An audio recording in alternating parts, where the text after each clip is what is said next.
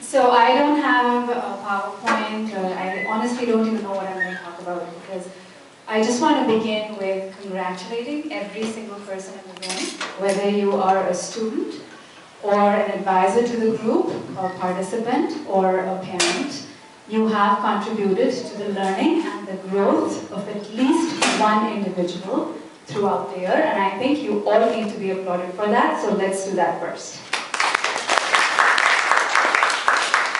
So good job, and biggest congratulations to Arunji for creating an environment such as this.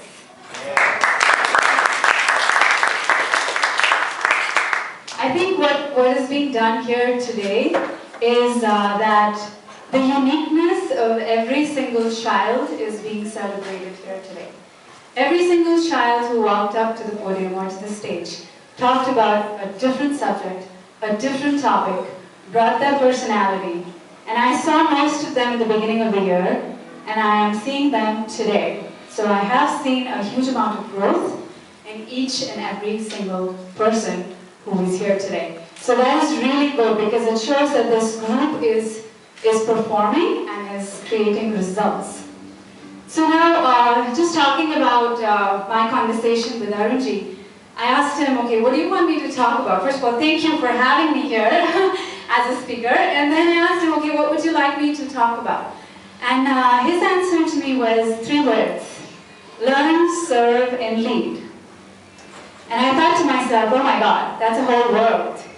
That's our life. That's the mantra of our entire life. Because if we can learn, serve, and lead, I think we have attained success. That's the definition of success to me as a person. I know as a child, when I was growing up, I went to school, like a traditional convent school, going to classrooms and doing the prayers in the morning, and you know, the regular 9-yard things that you got to do every single day as a child. So I went in and I was so disinterested in the textbooks and the tests and the preparations and the studying and the exams, and then every time you were like, oh my God, what's the results going to be like, and what are my parents going to say about it? And every time I would come home with a lower score than my sister, and I would be like, oh boy, not again. So to me at that time, learning was very stressful. But what I realized is that that really is not, just that is not learning. There is a lot of learning in that. There is traditional stuff. By definition, learning means to be able to acquire knowledge, to be able to acquire a skill, and gather all the sources or resources that you have to attain that. That's knowledge, and that's learning. But the big part that is missing in there, which people don't usually talk about, but it's kind of an understood sort of a concept, is to be able to observe, to be able to absorb, and to be able to analyze, which is a big part of learning. So I think as I grew up, I was always asking, this part was completely ignored, right? These 3 words were completely ignored. So I would always ask my parents, like, why is it so hard to learn? Why schooling is so hard? And they would always tell me that, you know, elementary school is the hardest. Middle is going to get better. It's going to get easier. Don't worry. Just keep going. All right. And then middle school came by, and I said, this is even harder. And he said, don't worry, just get through this, and you know, by the time you're done with 10th grade, you're going to be just fantastic. Life just gets easier after that. All right, so I'll give it my best. Well, of course, it wasn't as best as what they would expect from me, but it was still good enough, as far as I was concerned. And then it was like, okay, get through the 12th, and that would make your life so much easier. But it didn't happen. And then they said, all right, just get through this engineering, 4 years of engineering, and you know, it's going to be a drastic change in your life. Things are going to change for you, and it's going to be very easy. And I see some kids smiling because probably they hear that too from their parents. It's a common parent strategy, I would say. So I was always told that life is going to get easier. But I think at that point what I didn't understand, that it's not that life gets easier, it's just that you understand, you get used to learning more, you start to enjoy learning more, and you start to know yourself better. I think part of the learning, and now kind of going back to those 3 words that I left off on the side, was observe, absorb, and analyze. Part of that is also knowing yourself. To be able to be aware of who you are as a person, and the sooner you start, the better it is. Because that's when the learning becomes more fun. Because then you know where you are, who you are as a person, and which direction are you headed, or which direction do you prefer. So you start looking at things around you, you start observing things around you, and without even realizing, you start to benchmark yourself against those things, or against those people. So for example, a group such as this, if you are more aware of your own, like when you come up here, and you're going to talk, and you're going to give a speech as a child, as a middle schooler, or as a high schooler, you come up and you're talking, you know you've got stage fright. Next thing you're going to observe, you go back and sit down, you're going to observe, is the other child going to have that too? So it's a sort of a benchmarking you start doing. So you develop self-awareness, self-knowledge, and you start using every single experience that comes your way for your self-growth. So it's very important to be self-focused, because that is the most effective way of learning. And that doesn't end that because it is self-focused and because it is so non-traditional and beyond just the schooling and the textbooks and the scores and the exams and all of that stuff, because it's everywhere. You walk out and you look at a flower and there's something to learn from there. You speak to a person and have a conversation and there's something to learn from there. So if you have that attitude of learning, you're so focused on growth, your self-growth, that's when it becomes the most effective. And every single time, so that's the observation and observing, and then comes the analyzing part of it, where you start to look back and see at the end of the day, like I think Karunji also said, plan for tomorrow. If you start looking at yourself every night and say, okay, what did I learn from today? Or what were my experiences?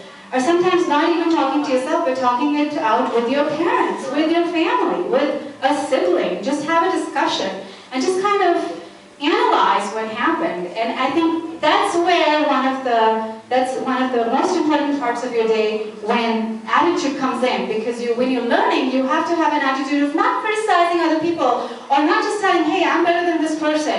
Or you know what, don't let your self-esteem take a downturn and say, oh my God, I wish I was as good as that person. It's not about comparison. It's about getting inspired. It's about learning from experiences of what happened through the day. And that's where your older siblings, or even sometimes younger siblings, I saw some little kids who were talking with so much confidence. So there you go, you got something to learn from them. They were not conscious of who's watching them. They had no stage fright. They weren't worried of how effective their content was. The confidence was much higher at a younger age. So there is a lot you can learn from all different ages. And then also the parents, because they have more experience. I know somebody said that, I think Srinath said that parents do have a lot of experience, and it's always nice to have that communication, to use communication as a tool to talk within the family and to be able to discuss and analyze, how can we go from where we are to the next step. And it's not really important. I think one of the jazz, the pop star, wishful pop star talked about it. It's really not important to know where exactly you're going or what you want to be at this age, but it's important to keep growing and learning at every single stage of your life. Now, I won't take too long. I know we all are hungry, so I do want to talk about the 2 other words really quickly. I promise it will be brief. Serve.